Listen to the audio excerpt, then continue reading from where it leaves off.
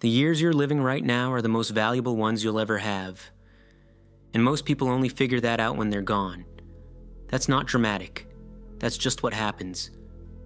Okay, so, real talk. There's this thing that happens to almost everyone somewhere in their mid-20s.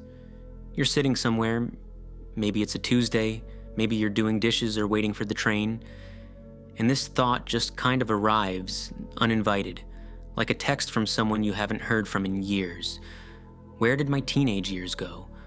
What did I actually do with all that time? And if you're lucky, you feel a little nostalgic. If you are honest, you feel something closer to grief. Not the dramatic kind, the quiet kind. The kind that shows up when you realize you had a window and you didn't know it was a window until it closed. I'm not here to make you feel bad. I'm also not going to tell you everything is fine and you have plenty of time. Both of those are lies, and you've been told both of them enough already. What I want to do in this video is actually look at what's happening during the teenage years.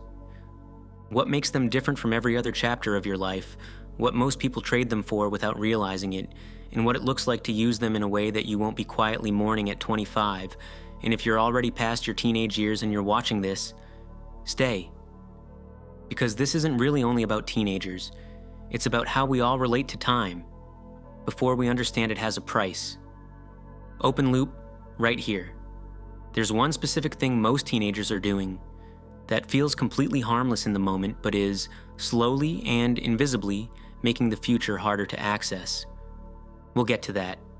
First, let me set the scene. Here's the thing nobody tells you about being a teenager that adults seem to forget the second they leave it. You are, right now, in the lowest overhead period of your entire life. Think about what you don't have. You don't have rent. You don't have a mortgage. You probably don't have kids depending on you. You don't have a marriage to maintain or a career that requires 60 hours a week or a body that needs 8 hours of sleep or it files a formal complaint. You don't have the weight of accumulated adult decisions sitting on your chest every morning when you wake up. You have time, actual, real, unscheduled time, the kind of time that adults will spend real money trying to buy back later and mostly can't. The kind of time that becomes genuinely rare the second you step into adult responsibility, which happens faster than anyone warns you. And the wild thing is, teenagers almost universally experience this time as boring, as something to get through, as a waiting room for real life. I can't wait until I'm older. I can't wait to have my own place. I can't wait for things to actually start. And look, I get it. Being a teenager is awkward and uncertain, and you don't have full autonomy, and adults are constantly making decisions about your life that you didn't consent to. That part is real. But here's what the waiting room mentality costs you. It turns the most resource-rich period of your life into dead time. Time you're not investing in anything because you're convinced the real game hasn't started yet. The real game started, you just didn't get the notification. So here's the trap. And it's a good one, honestly. Because it doesn't feel like a trap at all. It feels like relaxing. Your brain during adolescence is in an almost uniquely sensitive state.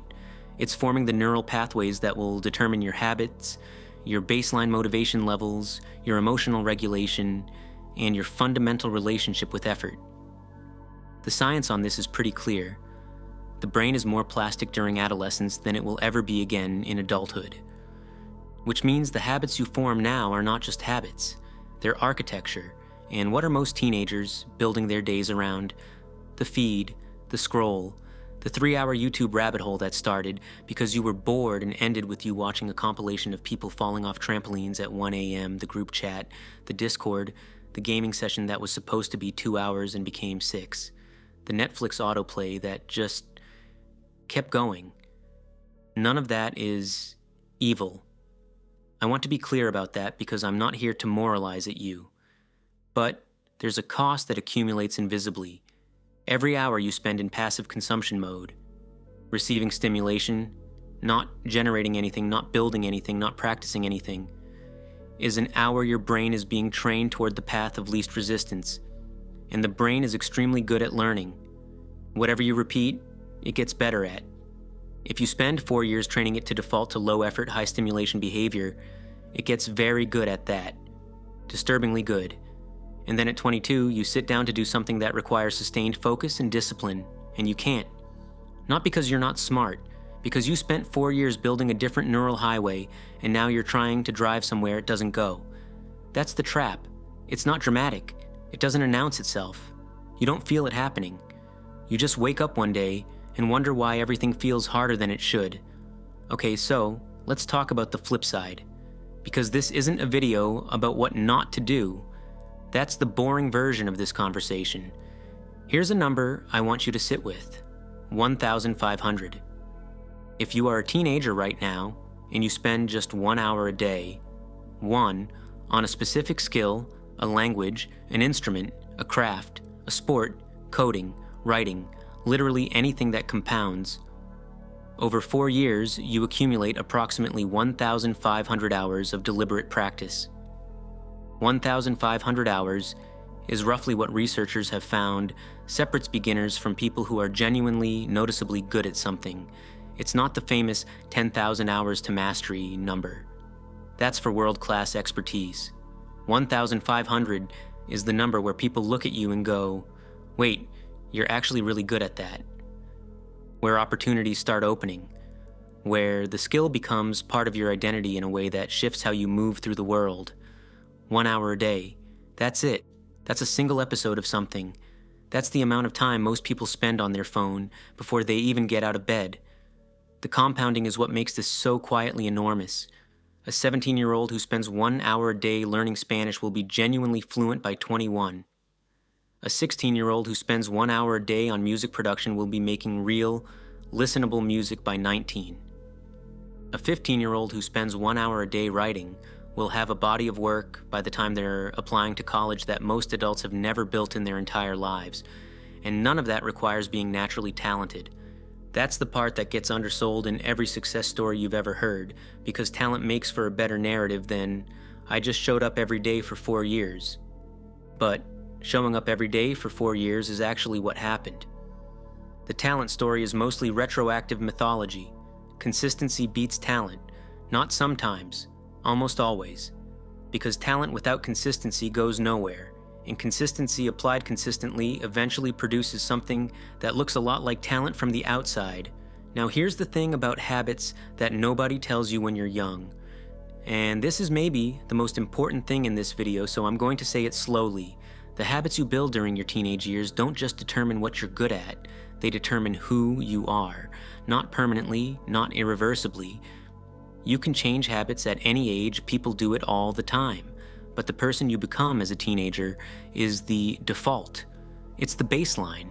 It's the version of yourself you'll be reverting to under stress, under pressure, in moments when you're tired and the choice is between the hard thing and the easy thing. If your default, built over years of repetition, is someone who reaches for distraction when things get hard, that's who you'll be in the job interview, in the relationship conflict, in the moment when the project gets difficult and you have to decide whether to push through or give up. If your default is someone who shows up, who does the thing even when it's boring, who can sit with discomfort long enough to come out the other side with something, that version of you will show up in all the same moments. And that version has a genuinely different life. I know that sounds like an after-school special, but I'm telling you, the older you get, the more you understand that most of the significant differences between people's lives aren't explained by intelligence or luck or opportunity. They're explained by what people did with ordinary time when nobody was watching and nothing was urgent. The teenager reading an extra book nobody assigned. The teenager practicing for an extra 20 minutes after everyone else went home. The teenager who got up and went to the gym on a Wednesday morning when they absolutely didn't have to. Those teenagers don't look like they're doing anything special in the moment. They look like regular kids, but they're making deposits into an account that will pay out for decades. And the inverse is also true. The teenager who spent 4 years in the scroll, in the passive, in the waiting, they're making deposits too, just into a different account. Here's where I want to get real with you for a second. I think the reason most teenagers don't take this seriously, even the ones who intellectually understand it, is because the consequences are delayed. Like, significantly delayed. There's no immediate feedback when you waste a day. Nothing bad happens. You feel fine. You had fun, kind of. The scroll was entertaining. The gaming session was enjoyable. And you wake up the next morning and everything looks the same. The problem with delayed consequences is that your brain is extremely bad at accounting for them. We are wired for the immediate. The thing that feels good now versus the thing that pays off in 4 years. Our nervous systems were not designed to weigh those accurately. That's not weakness, that's just how human brains work. The immediate reward system is ancient and powerful, and it doesn't really care about your 5-year plan, which means the only people who successfully navigate this are the ones who find a way to make the long-term feel real before it arrives. And the way you do that is by connecting your daily actions to an actual vision of what you want your life to look like. Not a vague, I want to be successful vision, a specific one. And what do you want to be doing at 25? What do you want to be capable of? What do you want people to say about you? What do you want to say about yourself? Because here's the quiet truth about wasted time. It's not really about the time, it's about identity. When you spend your teenage years building something, anything, you start to become a person who builds things. That identity travels with you. It shows up in new environments and new challenges, and it says, yeah, I've done hard things before, I can do this. When you spend your teenage years consuming, you become, quietly, a consumer. And that's not a moral judgment. It's just a description of what the habit produces. And when you hit a moment in life that requires you to create something, a career, a relationship, a body of work, a version of yourself you're actually proud of, the consumer identity doesn't have the tools. This is the moment most people feel at 23 or 25 or 30. The moment where they realize the gap between who they are and who they wanted to be isn't explained by bad luck. It's explained by what they did with Tuesday afternoon when they were 16. Let's land this. Your teenage years are not a waiting room. They are not the awkward prelude to real life. They are the foundation on which real life gets built, whether you're intentional about it or not. The only question is what you're building. You have something that adults are quietly desperate for and can't buy back. Time with low overhead. Time that isn't already claimed by rent and responsibilities and the accumulated weight of the choices you made earlier. That time is finite. It's ending right now, one day at a time, regardless of what you do with it. 1 hour a day of something real over 4 years produces 1,500 hours. Enough to become genuinely good, enough to build an identity around. The habits you cultivate right now, in the unsexy ordinary days, become your default self. The person you are under pressure, the person you are when the stakes are real. You don't have to be dramatic about it. You don't have to optimize every minute, or feel guilty about rest or stop watching things you enjoy, but you do have to be at least somewhat intentional. You do have to ask sometimes, is this how I want to spend this? And occasionally, the answer has to be something other than the easiest option available. The teenagers who figure this out, not perfectly, not without wasted afternoons, but fundamentally, become the adults who look back without that quiet grief, the ones who feel like they showed up for their own life. That's the whole thing. Show up for your own life before someone else's algorithm does it for you.